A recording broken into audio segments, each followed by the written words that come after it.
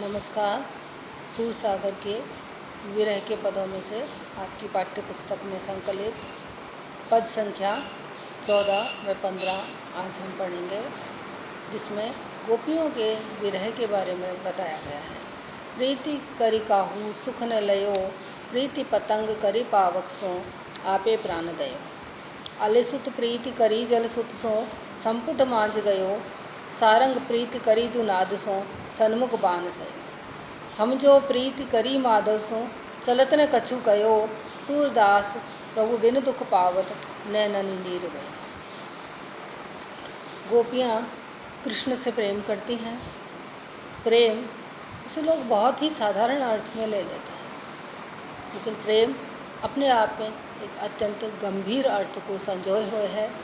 प्रेम को यदि त्याग का पर्याय कहें तो अतिशयोक्ति नहीं होगी। कबीर ने कहा भी है, यह तो घर है प्रेम का, खाला का घर नाहीं, शीस उतारे भुई धरे, सो बैठे घर माही।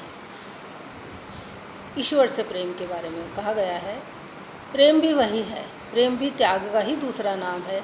यहाँ पर भी गोपियाँ कृष्ण से प्रेम करती हैं और उसके बदले में उनको कृष्ण का वियोग मिलता है। वियोग में वे तड़पती हैं तो सोचती हैं कि प्रेम करके किसको सुख मिला है। हम अकेले ऐसे प्राणी नहीं हैं जिन्हें प्रेम के बदले में दुख मिला है।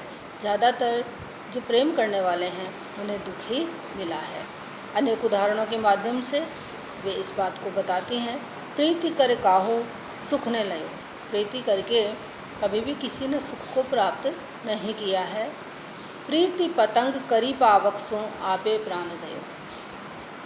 एक उदाहरण देकर कहती हैं कि जो कीट पतंगे होते हैं, कीड़े जो होते हैं, वे अग्नि से प्रेम करते हैं। अग्नि से प्रेम करके उसके पास ही जाते हैं और उससे लिपट करके अपने प्राणों को त्याग देते हैं। अग्नि में जब कीड़े जाते हैं तो वे मर जाते हैं। उन्हें पता है अग्नि के पास जाएंगे तो हमारा अंत निश्चित है, लेकिन उसके बावजूद वो जाते हैं क्योंकि वे अग्नि से प्रेम करते हैं। अलिसुत प्रीति करी जल सुत सो, संपुट मांझ रहे।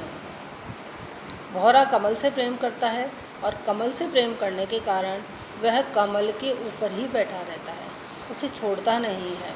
और जब संध्या का समय होता है, कमल की पंखुड़ियाँ बंद होने लगती हैं, भौरा उसी में ही बंद हो जाता है, लेकिन वह बाहर निकलने का प्रयत्न नहीं करता है, क्योंकि वह उससे प्रेम करता है। और उसका परिणाम क्या होता है? परिणाम यह होता है कि वह उसी में अपने प्राण त्याग देता है।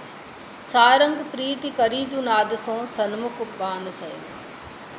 हिरण संगीत से बहुत प्रेम करता है और शिकारी इस बात का फ़ायदा उठाकर संगीत के माध्यम से हिरणों को आकृष्ट करने की कोशिश करते हैं। हिरण को पता है यहाँ इस जंगल में संगीत चल रहा है, इसका मतलब कहीं न कहीं हमारे शिकार के लिए प्रयास किया जा रहा है, किंतु उसके बावजूद वे संगीत के प्रति आकर्षित होते हैं और उसी दिशा में चल पड़ते हैं।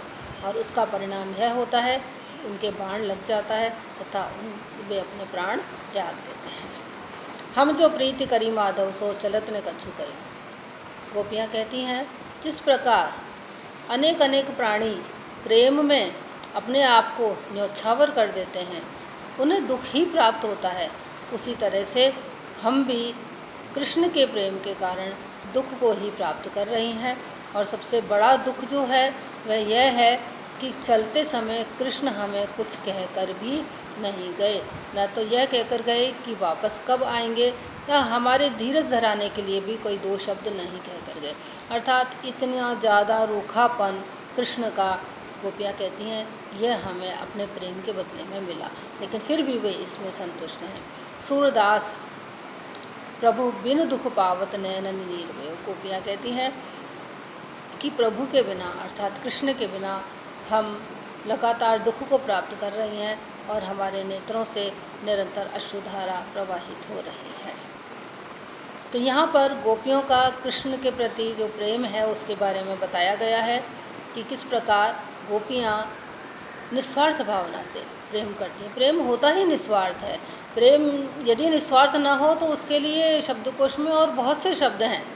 उसे स्वार्थ कह सकते हैं, उसे व्यापार कह सकते हैं। यदि प्रेम के बदले में प्रेम चाहा जाए तो वह व्यापार है, और प्रेम के बदले में केवल चीज़ें चाही जाएं, केवल लेना ही लेना हो तो वह स्वार्थ के अतिरिक्त तो कुछ नहीं है, लेकिन प्रेम तो निस्वार्थ ही होता है। त्याग का ही दूसरा नाम प्रेम है। और इस पद में इस बात को बहुत अच्छी तरह से सूरदास ने वर्णित किया है। यहाँ पर हमको यमक अनुप्रास के अतिरिक्त दृष्टांत अलंकार की छटा भी दिखाई देती है।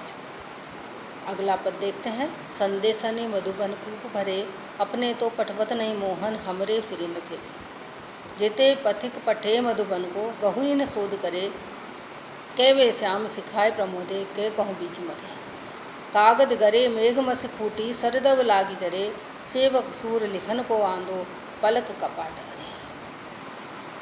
जब प्रिय पास नहीं हो तो विरहिणी नायिकाओं के पास, गोपियों के पास कोई और माध्यम कृष्ण के पास भेजने के लिए संदेश के सिवा नहीं रहता है, तो वो संदेश भेजती हैं कि आप कब आओगे, या जो भी कुछ वो लिख करके भेजती हैं, उन संदेशों का कोई उत्तर नहीं आता। और इस बात से गोपियाँ अत्यंत व्याकुल हैं और वे कहती हैं कि संदेशनि मधुबन कूप भरे, हमने तो अब इतने संदेश भेज दिए हैं कि मधुबन के सारे कुएँ उससे भर गए होंगे।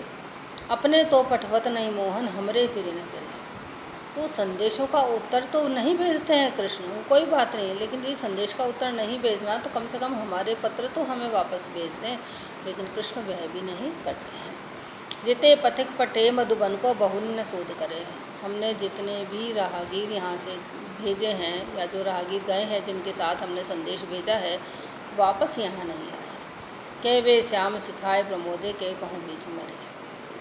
या तो उनको सिखा करके अर्थात उनको भरमा करके कृष्ण ने अपने पास ही रख लिया कि तुम मत जाओ, नहीं तो यदि जाओगे तो गोपियाँ फिर तुमसे अपने प्रश्नों के उत्तर मांगेंगी, अपने पत्रों के उत्तर मांगेंगी।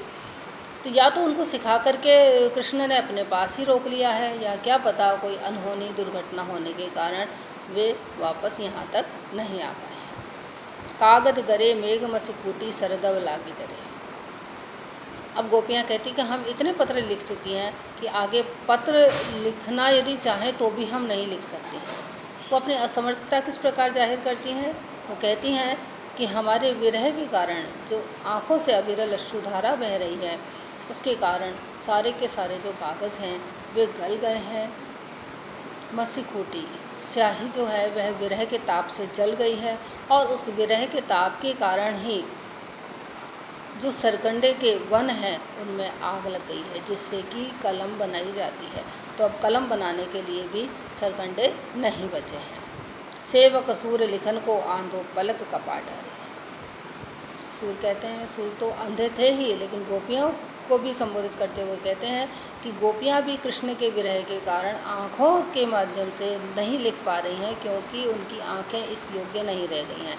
कारण यह है कि कृष्ण के वियोग में निरंतर रोते रोते उनकी आँखें इतनी सूज गई हैं कि आँखों के दोनों पलक कपाट की तरह बंद हो गए, अर्थात वे अपनी आँखें खोल करके पत्र लिखने में भी असमर्थ हैं। अर्थात गोपियों ने जो पत्र भेज दिए उनके उत्तर आए नहीं हैं, और अब गोपियाँ अपने आप को पत्र लिखने में पूर्णतया असमर्थ महसूस करती हैं, क्योंकि कागज़ गल चुके हैं, स्याही सूख चुकी है, वनों में आग लग गई है, कलम बनाने में वे असमर्थ हैं, और आँखें भी उनका साथ नहीं दे रही हैं, क्योंकि वे कृष्ण के वियोग में रोते रोते पलकों रूपी कपाट बंद हो चुके हैं।